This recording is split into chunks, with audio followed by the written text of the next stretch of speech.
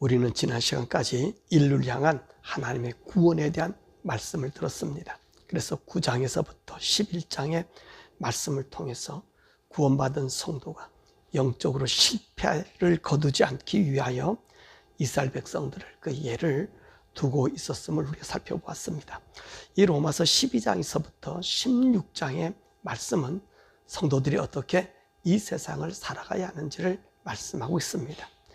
12장에 있는 말씀은 구원받은 성도가 어떻게 신앙생활을 하는지 핵심적으로 말씀해 주고 있습니다. 그래서 1절에서 2절은 예배는 어떻게 드려야 하며 3절에서부터 13절의 말씀은 이제 교회를 섬기는데 또는 우리가 나가서 사람들을 섬기는데 어떤 마음 자세로 이 성도의 삶으로 살아가는가에 대한 말씀을 얘기해 주시고 14절에서부터 21절의 말씀은 악에 대한 우리의 자세에 대해서 말씀하고 계신 것입니다.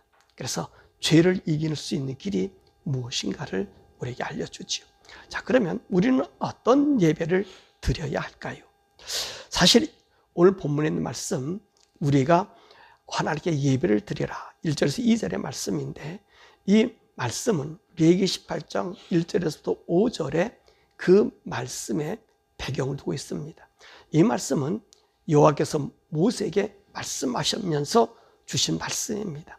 자, 그것이 뭐냐면 여호와께서 모세에게 말씀하여 이르시되 너는 이스라엘 자손에게 말하여 이르라. 나는 여호와 너희의 하나님이니라.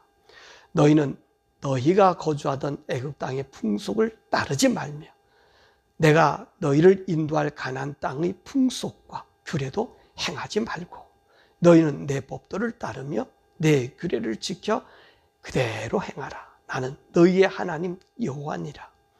너희는 내 규례와 법도를 지키라. 사람이 이를 행하면 그로 말미암아 살리라. 나는 여호와니라.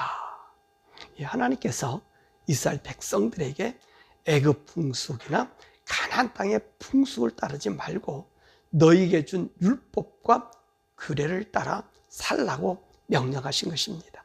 이처럼 바울은 우리 하나님의 사람들은 이 세상의 풍속을 따르는 그런 삶을 살지 않고 또한 그런 예배를 드리지 말라고 우리들에게 말씀하고 계십니다.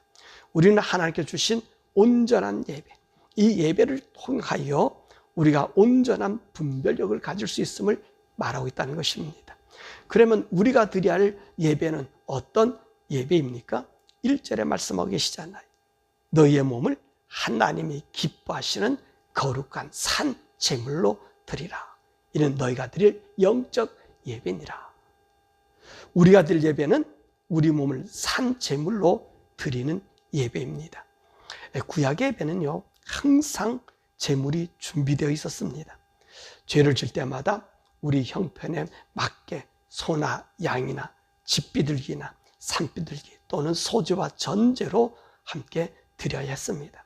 그러나 신약은 이런 짐승의 제사가 소용없습니다. 예수님이 친히 우리의 죄를 위해 자신이 제물이 되어 주셨기 때문에 그렇습니다. 우리 예수님은요, 요한복음 4장에 수가성 여인을 통해서 이 예배에 대해서 가르쳐 주셨습니다. 어떻게 우리 주님 예배를 드리라고 하셨죠? 우리 요한복음 4장 23절과 24절의 말씀 보면 너희가 아버지께 참되게 예배하는 때가 오나니 곧 이때라. 아버지께서는 이렇게 예배하는 자들을 찾으시니라. 하나님은 영이시니 예배하는 자가 영과 진리로 예배할지니라. 하나님이 참되고 기뻐하는 예배가 무엇이라고 말씀하셨어요? 영과 진리로 드리는 예배라는 말씀입니다. 그럼 영인 여기서 무엇을 말씀하시죠? 바로 우리 성령님을 말씀하시죠. 그럼 진리가 무엇입니까? 이 사람들은요, 이 진리를 말씀이다 라고 이야기합니다. 그래서 예배할 때 말씀이 있어야 된다, 이 말씀이라고 얘기합니다. 근데 말씀이 아닙니다. 진리는 예수님이십니다. 왜 예수님이 진리입니까? 진리는 영원히 변하지 않습니다. 예수님은 영원히 변하지 않으시는 분이십니다. 그래서 예수님의 모든 말과 행동은 곧 진리가 되는 것입니다.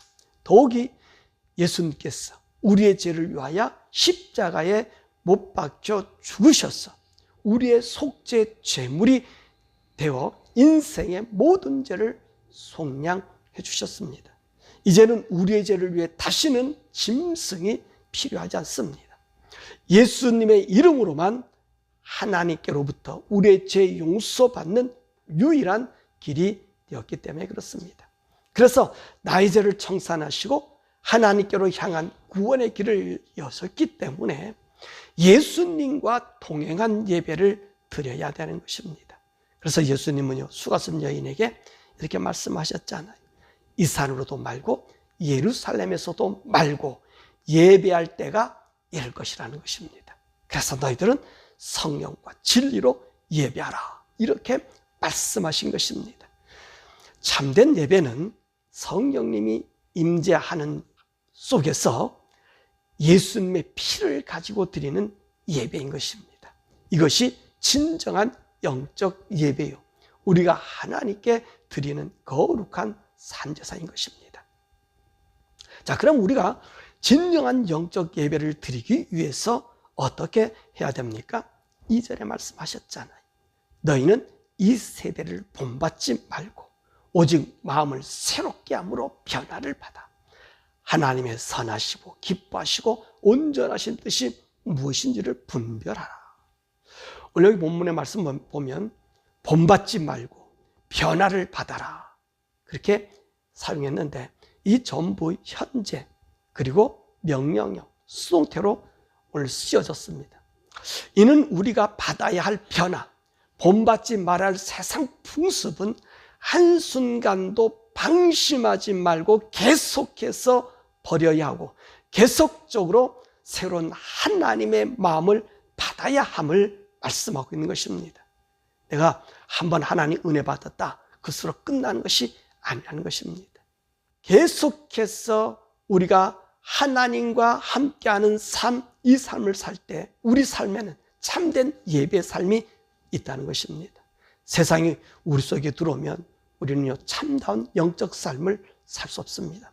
왜 그렇습니까? 우리 육신은요, 세상으로 되어져 있습니다. 그래서 우리의 육은 세상을 너무나도 좋아합니다. 육은 세상과 함께 호흡하기 때문에 우리로 하여금 세상에 붙어 누워있기를 원한다는 것입니다. 이 세상에 붙어 있으면 세상을 다스리는 마귀에 의해서 우리는 포로가 되어 세상의 풍습과 제도를 따르게 됩니다. 종국에는 우리 하나님을 떠나게 됐지요. 이 세상을 이길 힘은 사실 우리 인간에게는 없습니다. 그래서 오직 우리의 마음을 새롭게 함으로 변화를 받으라, 그렇게 말씀하고 계신 것입니다. 그러면 어떻게 새로워질 수 있겠습니까? 바로 성령님의 도우심이라는 것입니다.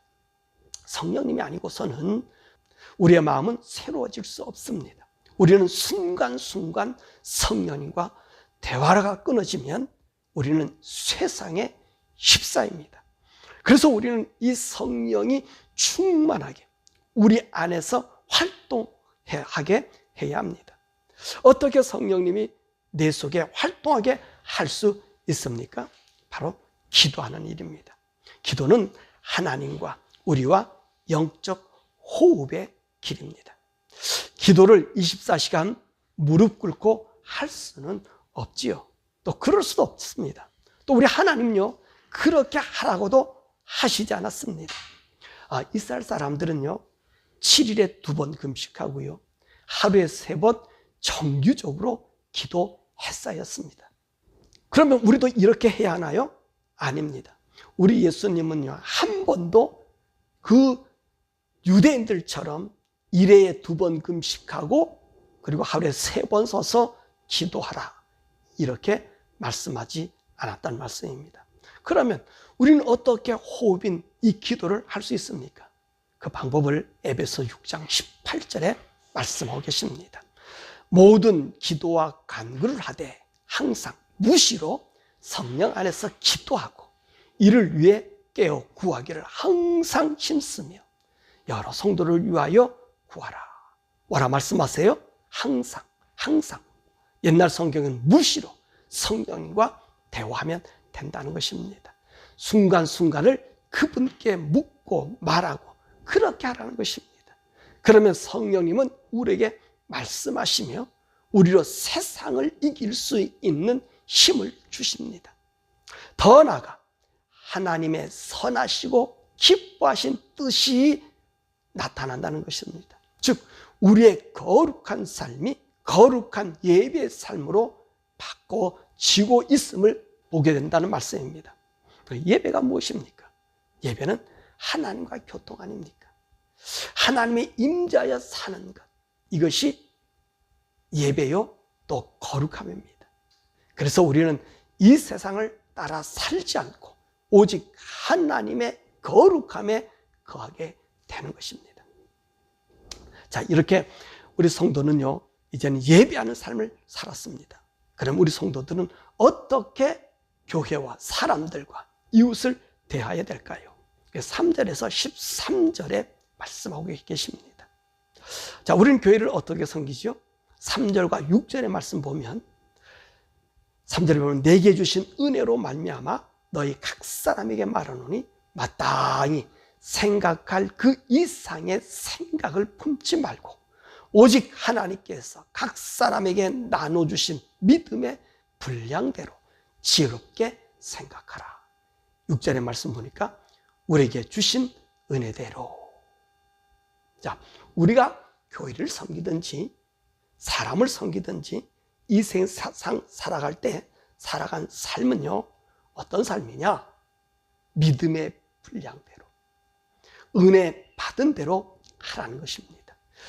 그럼 믿음의 분량이란 뭐지요? 큰 믿음, 작은 믿음 그런 것을 이야기하는 것보다는 내가 하나님께로 받은 은혜, 즉 그 은혜의 분량대로 하라는 것입니다. 우리의 믿음은 어디서부터 올까요? 바로 우리 예수님으로부터 오는 것이 아닙니까? 믿음 그 자체가 예수님이십니다. 예수님에 대한 은혜의 감동입니다.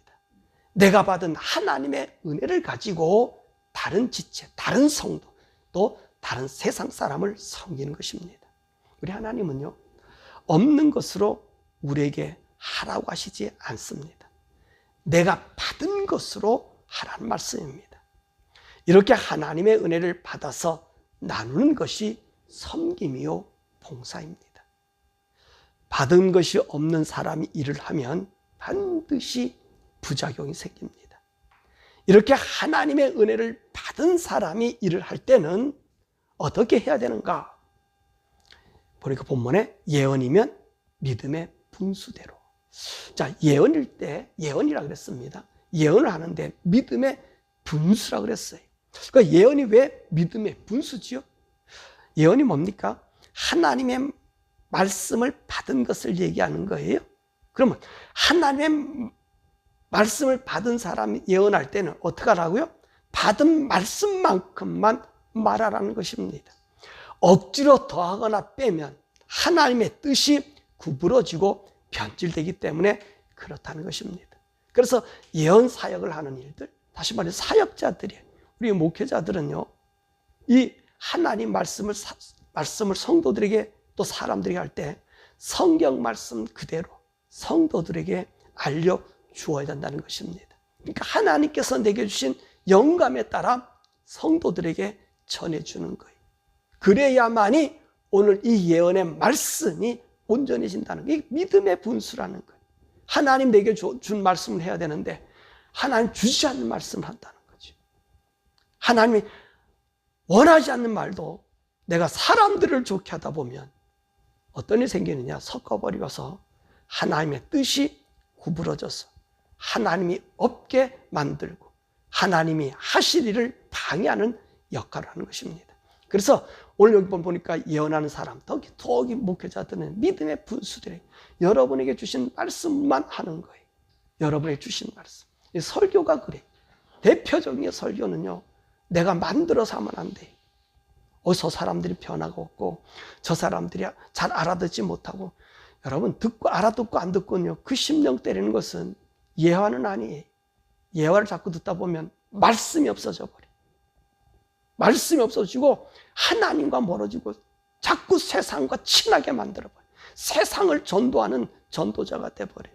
그랬더니 목회자는요, 하나님 말씀, 그 말씀 준 영감 외에 더 다른 것에서는요, 우리 성도를 죽이는 일한다는 말이에요. 그래서 오늘 예언이면 하나님 말씀 전하는 자는 믿음의 분수대로 하나님 말씀 받은 것만큼 하라는 것입니다. 또 거기 말씀 보니까 섬기는 일, 가르치는 일, 위로하는 일, 구제하는 일, 다스리는 일, 긍휼을 베푸는 일, 이 일 모두는 어떻게 하라고요? 네가 받은 만큼 하라는 말입니다. 이에서 지나게 나면 어떤 일이 생길까요? 다 자랑이 되고 교만이 되고 악의 도구가 된다는 말입니다. 그러므로 우리의 믿음대로 하라는 그 말은 우리가 하나님께 은혜 받은 만큼 하라는 말입니다. 이것이 우리의 분량이라는 것이요. 자, 그리고 14절에서부터 21절의 말씀은 원수를 대하는 우리의 자세입니다. 이는 하나님을 하다가 상처를 받는 일이 생겨서 거꾸로운 일이 생겨날 수 있고, 외부에서 우리를 박해하는 사람들이 있을 때 우리 성도가 대응해 나갈 방법에 대한 말씀을 우리들에게 해주고 계십니다. 자, 그럼 원수가 생기는 이유를 본문에서는 이렇게 역설적으로 말씀하고 계십니다. 바로 16절과 18절인데, 한 마음이 되지 않아서 원수가 생기고요, 높은 데 마음을 두어서 생기고요, 지혜 있는 척해서 생기는 것이고요, 18절의 말씀 보니까 사람들과 화목하지 못한 데서 온다는 말씀입니다. 자, 이 말씀은 참으로 정확합니다. 내가 잘난 척 하는데요, 남이 나를 알아주지 않을 때, 또 나를 비난할 때 우리 마음에 화가 치밀어 오릅니다. 그러면서 이 가까워졌던 사이가 아주 먼 사이로 변해 적이 된다는 것입니다. 사랑하는 여러분, 적이 여러분과 얼마나 멀리 있습니까? 여러분의 적이 여러분과 얼마나 멀리 있습니까? 사실 적은요, 아주 가까이 있습니다. 그리고 나를 잘 아는 사람, 그 사람일수록 나에게 적이 될 확률이 많습니다. 모르는 사람은요, 나의 적이 될 수 없고요, 원한 맺힐 일이 없습니다. 그런데 말입니다, 이 세상에서 가장 큰 적, 나의 적이 누구지요? 이 세상에서 가장 큰 적, 나의 적이 누구냔 말이에요. 그건 자신입니다. 남이 나의 적이 아닙니다. 내가 나의 적 중에 적입니다. 자, 하나 얘기를 들을까요? 다른 사람이 나를 지옥 보낼 수 있을까요? 아니지요. 다른 사람은 나를 지옥 보낼 수 없습니다. 다만 그런 영향을 줄 뿐이지, 나를 지옥으로 보낼 수 있는 사람은 단지 바로 나 자신이란 말씀입니다. 자, 내가 예수를 안 믿으면 지옥 가지요. 예수를 믿고 안 믿고를 누가 결정하지요? 바로 본인입니다. 그런데 우리는 나를 끔찍히 사랑하지만 이 못 믿을 나를 사랑함으로 파멸에 이른다는 것입니다. 그래서 우리 자신을요, 하나님보다 더 사랑하면 안 된다는 거 우리에게 말하는 것이 참으로 진리라는 것입니다. 그래서 우리 주님은요, 자신을 부인하고 나의 십자가를 지고 나를 따르라고 하신 것입니다. 이렇게 나 자신이 참으로 나의 적 중의 적인데 누구를 원수로 삼겠느냐는 것입니다. 왜 하나님은 원수를 줄이거든 먹이고 목말라 하거든 마시게 하라고 그렇게 하였을까요? 나를 향한 외부적인 고통과 아픔들은 모두 하나님께서 보상해 주신다는 말씀입니다. 사실 우리는요, 내가 예수님을 위해 거룩한 삶을 살기 위해, 아니 말씀을 따라 살기 위해 당하는 고난과 고통은 우리들에게 말할 수 없는 영광의 상급이 된다는 말씀입니다. 그래서 로마서 8장 18절에 뭐라 그랬습니까? 현재 고난은 장차 우리에게 나타날 영광과 비교할 수가 없다. 그래서 우리 주님께서 본문에 우리에게 뭐라 말씀하시죠? 원수 갚는 것이 내게 있다라고 하셨습니다. 하나님 왜 우리에게 원수를 갚지 말고 선으로 악을 이기라고 하실까요? 왜 그럴까요? 우리는요, 하나님의 값으로 주고 산 의인들이기 때문에 그렇다는 말씀입니다. 의인에게는요, 원수가 있어서는 안 되지요. 원수가 없기 때문에 의인이 된 것입니다. 하지만 우리에게는요, 원수가 있습니다. 꼴보기 싫은 사람이 있고요, 싫은 사람이 있고요, 그 사람 이름뿐만 아니라 그와 관련된 어떤 것을 보든지 들어도 화가 치밀고 심장이 뜁니다. 그게 우리예요.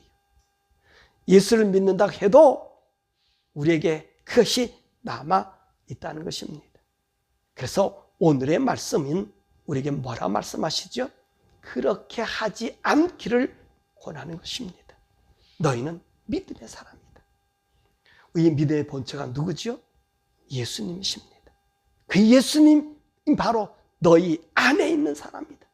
예수 안에 있는 사람이 너희요, 예수가 네 안에 있는 사람이다. 그러므로 예수로 인하여 의인이 되었다면 이제는 원수가 없이 예수님의 발자취를 따라가야 한다고 말씀하신 것입니다. 그래서 베드로전서 2장 19절에서 25절의 말씀 보니까 부당하게 고난을 받아도 하나님을 생각함으로 슬픔을 참으면 이는 아름다우나 죄가 있어 매를 맞고 참으면 무슨 칭찬이 있으리요. 그러나 선을 행함으로 고난을 받고 참으면 이는 하나님 앞에 아름다우니라. 이를 위하여 너희가 부르심을 받았으니 그리스도도 너희를 위하여 고난을 받으사 너희에게 본을 끼쳐 그 자취를 따라오게 하려 하셨느니라. 그는 죄를 범하지 아니하시고 그 입에 거짓도 없으시며 욕을 당하되 맞대어 욕하지 아니하고 고난 당하시되 위협하지 아니하시고 오직 공의로 심판하신 이에게 부탁하시며 친히 남에 달려 그 몸으로 우리 죄를 담당하셨으니 이는 우리로 죄에 대하여 죽고 의에 대하여 살게 하려 하십니다. 그가 채찍에 맞음으로 너희는 나음을 얻었나니 너희가 전에는 양과 같이 길을 잃었더니 이제는 너희 영혼의 목자와 감독 되신 이에게 돌아왔느니라. 우리가 하나님의 은혜를 받아서 의인으로 인정되었기 때문에 하나님의 은혜를 저버리지 않게 원수를 우리 마음에 두지 말라고 말씀하시는 것입니다. 그리고 우리 주님께서 19절에 뭐라 말씀하세요? 하나님께서 진노하시고 친히 원수를 갚아주시겠다고 약속하셨습니다. 그러므로 성도의 새로운 삶은 12절에서 또 21절에 말씀하시기를 소망 가운데 즐거워하며 환난 중에 참으며 악에 지지 말고 선으로 악을 이기는 삶이다 라고 말씀하신 것입니다. 오늘 말씀을 맺으면 우리 성도는요, 예수를 믿어서 새 생활로 살아가는 새 규율의 사람입니다. 이 새 규율의 사람은 어떤 삶을 살아야 돼요? 예배의 삶을 살아야 돼요. 예배의 삶이 누구죠? 항상 하나님과 성령님과 함께 사는 삶. 예, 거룩한 산제사라 그랬어요. 항상 성령님과 우리 예수님 모시고 살아가고요. 또 우리 성도들은요, 교회나 다른 사람들을 어떻게 섬기라고요? 내가 은혜 받은 대로 섬기는 거예요. 억지로 섬기면 안 돼요. 그리고 우리가 이 외부에 우리를 대항해서 오는 세력을 이길 수 있는 방법은 우리에게 없습니다. 그래서 날마다 어떻게 해야 되는 거예요? 우리가 성령님께 기도해서 그 성령님이 나를 대신해서 싸워줄 수 있도록 그렇게 한다는 말씀입니다. 사랑하는 여러분, 오늘 이 말씀과 함께 우리 기독교인의 삶의 모습을 가장 잘 보여준 것이 아마 우리 미국의 새로운 젊은이들과 사람들에게 신앙의 부흥 운동을 일으킨 아마 찰리 커크라고 이야기 됩니다.